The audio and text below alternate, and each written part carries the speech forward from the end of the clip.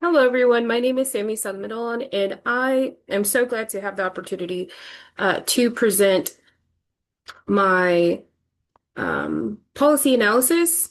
And so the policy analysis is based on radiation exposure and cancer risk.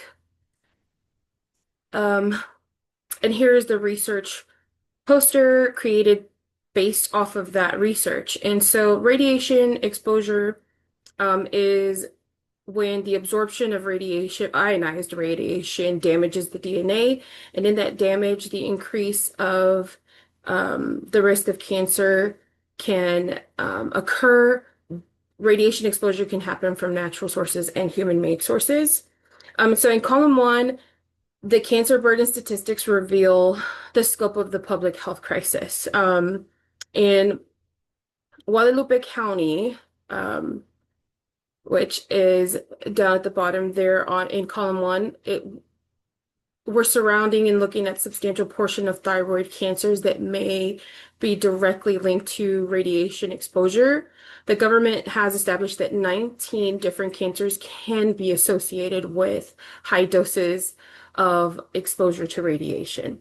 So the data shows that the most vulnerable groups are children, pregnant women, nuclear plant workers and facilities, and the at-risk population analysis revealed troubling patterns of environmental injustice.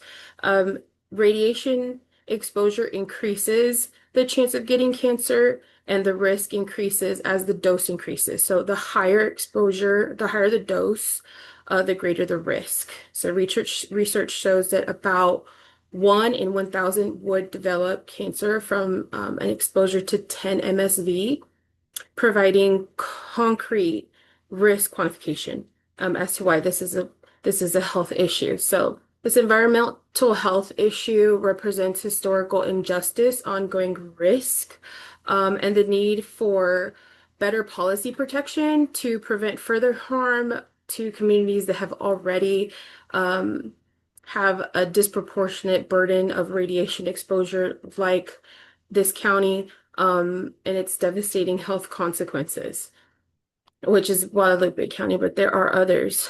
And so, in researching the policies, um, you'll see that in column two, I found that the EPA federal radiation protection standards represent a landmark achievement in environmental health protection born from the recognition that the purpose of the 40 CFR Part 190 environmental standards is to protect human health and the environment. It's a three-part column. You'll see part 190, part 191, and part 192. And what makes these standards particularly significant is their historical context, being the earliest radiation rules developed by EPA based on nuclear power technology and the understanding of radiation biology at that time, which was in 1977. So um, this means we were examining a regulatory framework that has evolved over nearly 5 decades, so over 50 years, adapting to new scientific understanding while maintaining its core protective mission, which is why I chose this policy. So the analysis findings show that proof in the outcomes. So they have proven highly effective. The policies and the parts, the three-part pillar, achieving cancer risk levels far below safety limits through a conservative approach. So the EPA targets a lifetime cancer risk of 1 in 10,000, which is um, 10 compared to NRC's 1 in 10,000 being 10 times more protective, or 1 in 1,000 being 10 times more than the NRC's 1 in 1,000, with their lifetime cancer risk of 1 in 10,000. So what emerges from the analysis is a picture of environmental health at its best, protective, science-based, and effective, but also policy that must continue evolving to maintain relevance and effectiveness. Um, and then, so in column three, we have recommendations and call to action. So the recommendations emerging from this policy An analysis represented strategic evolution rather than a revolutionary overhaul of radiation protection. What makes these recommendations particularly compelling is that they build upon documented success. So we're not trying to fix a problem or a broken system, but rather enhance a framework that has already achieved success. But how can we make that better? So in the recommendation for improved risk communication, it addresses a fundamental insight about environmental health policy effectiveness. Um, it's essential for informed community participation in environmental health decisions. And so, number two recommendation is enhanced screening.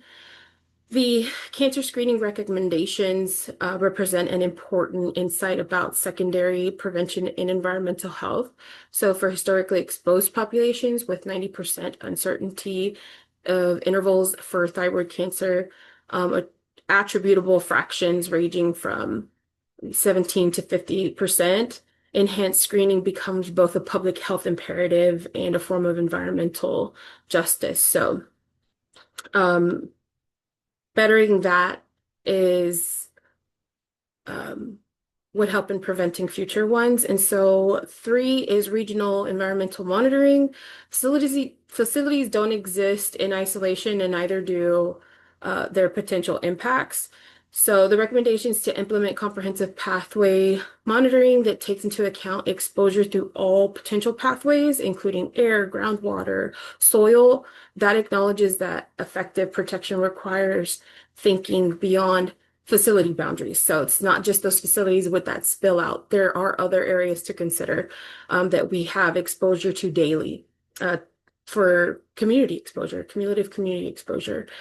And of course, federal integration, perhaps the most complex recommendation involves integrating uranium legacy cleanup with the current facility operations under unified ALARA framework. So historical contamination and current operations are often treated as separate issues when from a community perspective. So um, the recommendation to ensure annual effective dose equivalent to individuals from all controlled sources combined should not normally exceed 1 MSV, so represents true comprehensive protection that considers total community burden rather than, again, a source by source compliance and an individual at a time. In the call to action, we demand the EPA must immediately, implement the 2014 ANPR recommendations. We're not making abstract policy arguments. We're pointing to specific identified needs. They've been documented through formal regulatory review processes, and so we're calling for the EPA to enhance those, but also and reinforce those, but also we're asking for organizations like the American Cancer Society to engage in building on the demonstrated effectiveness of health organization partnerships in radiation protection advocacy because of the link to cancer. And so the fact that we can ground this version or this vision in demonstrated regulatory success, achieving cancer risks lower by a factor of 2,000, shows that ambitious environmental health goals are just morally necessary. They're practically achievable when supported by strong policy framework and sustained commitment to continuous improvement. So I hope this was informational and effective to you. Are there any questions that I can answer for you?